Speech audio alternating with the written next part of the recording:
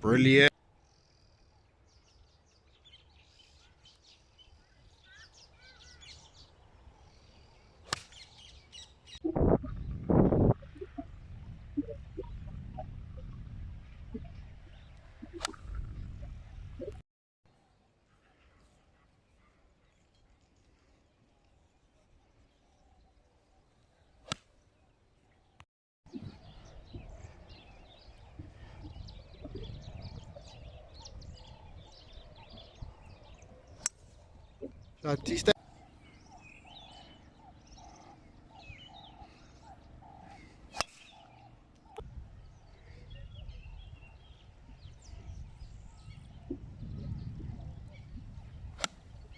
I love it.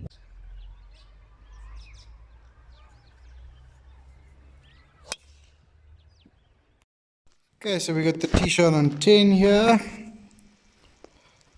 Aiming just down the left. Obviously first swing of the day. Just not really setting the club.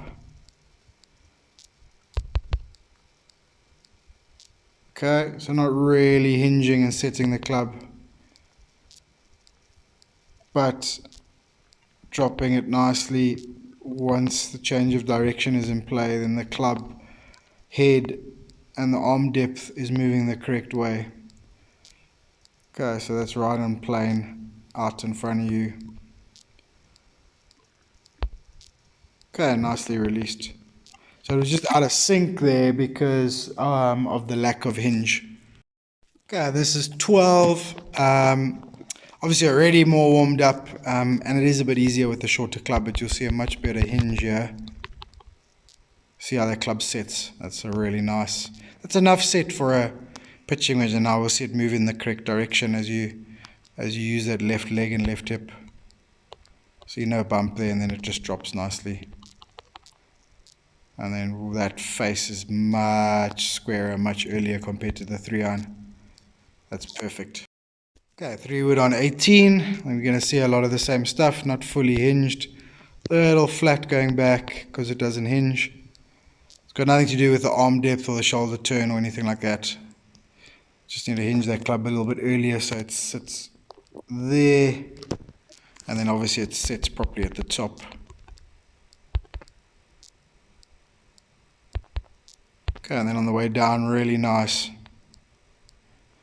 But obviously a little bit open because we got it on plane a little late because of that hinge that we're talking about. Okay. This one you just held on to, that's why it squeezed a little late, right? I got no problem with that. I prefer that to that hooded face chaser that you sometimes play. So the rest really good. Okay, so first of the morning, okay, the wedge technique, obviously just rebooting that wedge technique, which we wanted to do anyway. So I'm really happy with that. So we just got to push through those. Okay, so obviously alignment and stuff all looks really good. Make sure the ball position doesn't sneak back too far. Alright, and what we're going to try and do, okay, don't hood the face. So get that leading edge nice and square, and then feel like you're hooding it more on the backswing. Obviously not as much as that, but that's what it's going to feel like. Okay, so we're not going to hood it and then swing sort of into out. Okay, nice and square. Hood it there. Okay, delay that release of that hit. Okay, and then gently extend through the line. Okay, so basically feel like it's going shut to open. That's what you're going to feel like. And then make sure when you're doing that, those divots are nice and shallow. Okay, right into the round. Okay, again, man, and I get your frustration. All right, and look, a little bit of it's still like technical and whatever. That'll just get better and better and better. As we can see, the longer clubs are not fully hinging, so then we get that little bit flat here, little bit across the line bump, and then a little bit on line, a little bit touch too late.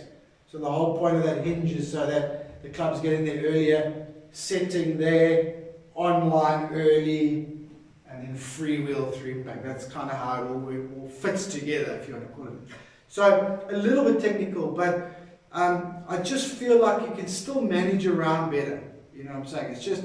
It's just that you either push a little bit too hard at the wrong time, or you get a little bit frustrated and you just kind of let it all go. Alright? So in between that, you play some unbelievable golf.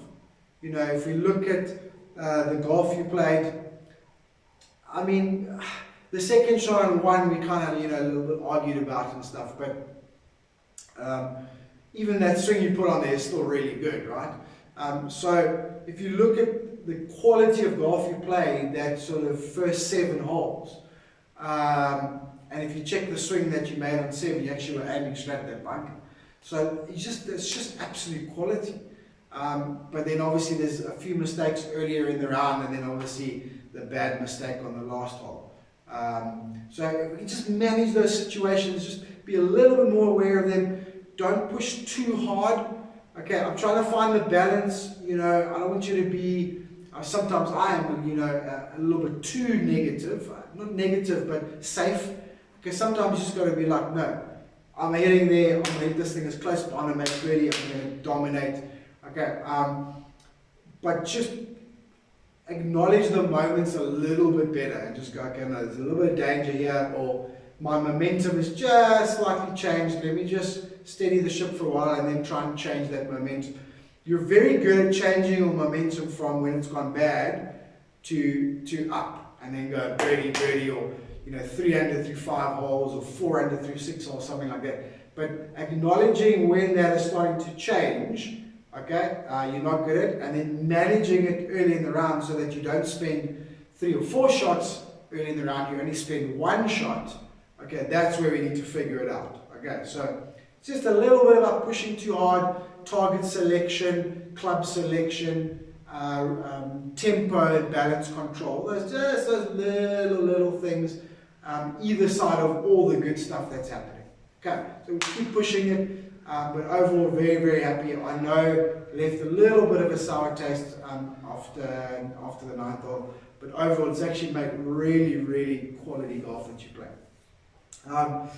Just a little one happened twice today. We know it's something that tends to happen with us, especially on the longer putts. Okay, with the tempo of the stroke, it's a little short and quick. Okay, so on those longer ones, make sure the tempo and the grip pressure stays the same. Even if you feel a little bit of lag, that's fine, as long as it doesn't get that hit and then it bounces off the face and then you just lose control of it. Okay, twice it happened again today. So we just got to make sure that on those longer putts, maintain the tempo, maintain the grip pressure, okay, and just trust the length of that stroke.